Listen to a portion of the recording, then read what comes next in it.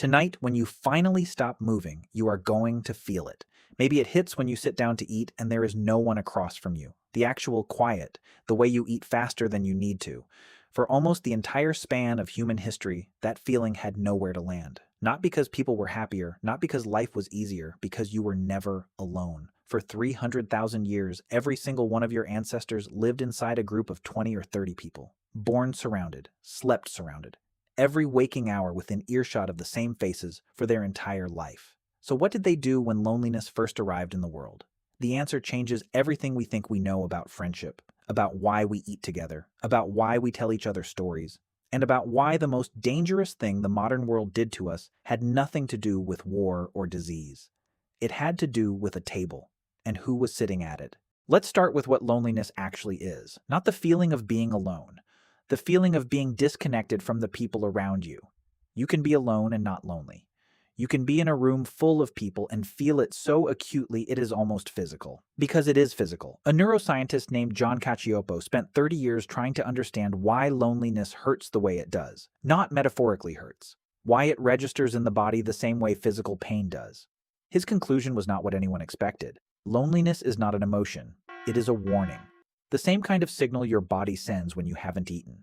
That gnawing, insistent pull that will not let you sit quietly until you do something about it. Hunger says, find food. Loneliness says, find people. In the world your ancestors lived in, being cut off from the group was one of the most dangerous things that could happen to you.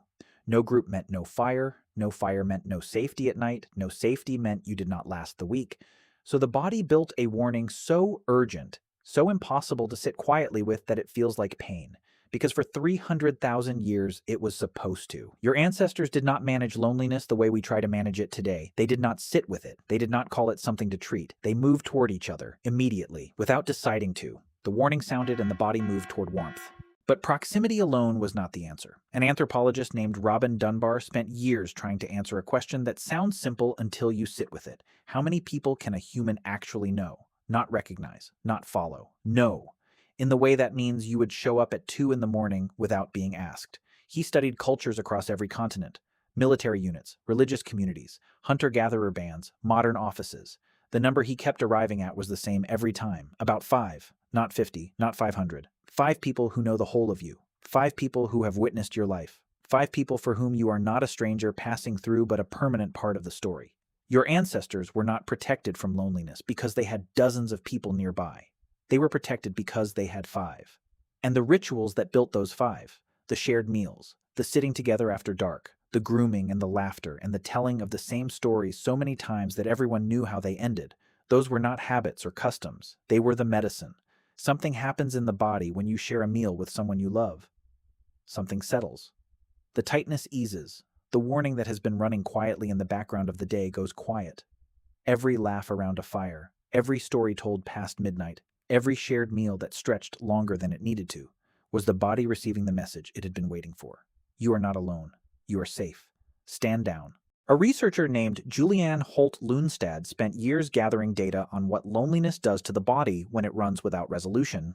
The finding she arrived at was so stark that when she published it, other researchers assumed she had made an error. Chronic loneliness is as damaging to the body as smoking a pack of cigarettes a day. Not to your mood, not to your happiness, to your body.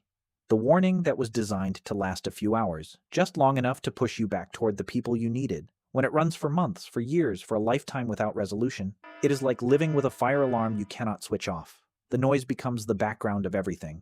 You stop noticing it, but your body never does. The body is still waiting for the signal that it is safe to stop. Your ancestors never had this problem, not because they had solved loneliness, because their entire life was structured around preventing the alarm from ever running that long. The shared fire was not optional. The communal meal was not optional. The evening story was not optional. These were not comforts you earned at the end of a productive day. They were the architecture that kept the warning quiet. The structures that protected your ancestors did not disappear overnight. They were dismantled slowly, piece by piece, in the name of progress. The multi-generational household gave way to the nuclear family. The nuclear family gave way to the single-person dwelling. The village gave way to the city, where you can share a wall with someone and never learn their name. 1 in 8 people today has no one they would call a close friend. Not one. We did not choose this deliberately. We chose mobility and got isolation. We chose convenience and got distance. We chose efficiency and optimized away the rituals that kept the warning quiet. The shared meal that took an hour became a meal eaten alone in 10 minutes. The evening conversation became a screen watched in silence. The 5 people who would show up without asking became 500 people who know your name. The alarm kept sounding. We called it a disorder and looked for a cure. Go back to tonight. The table. The quiet. The hand reaching for the phone without knowing exactly why. Now you know why. It is a 300,000-year-old warning working exactly as designed. It is your body telling you what every single one of your ancestors already knew, that you were built for 5 people who know the whole of you and are still there in the morning. Your ancestors dealt with loneliness the only way that actually works. They moved toward each other. They sat together after dark. They shared what they had. They told each other stories until the warning went quiet and the body believed it was safe to rest. We have better medicine now, better food, better shelter, better tools for almost everything the ancient world made hard. But the thing they were better at, the one thing they did every single day without scheduling it, without a study to confirm it worked, was showing up for each other. Not because they were wiser, not because they were kinder, because the night was dark and the fire was small and the table meant nothing unless someone was sitting across it. We traded the fire for central heating, the shared meal for the delivery app, the 5 people who knew us for 500 who follow us, and most of us never even noticed what the alarm was trying to say.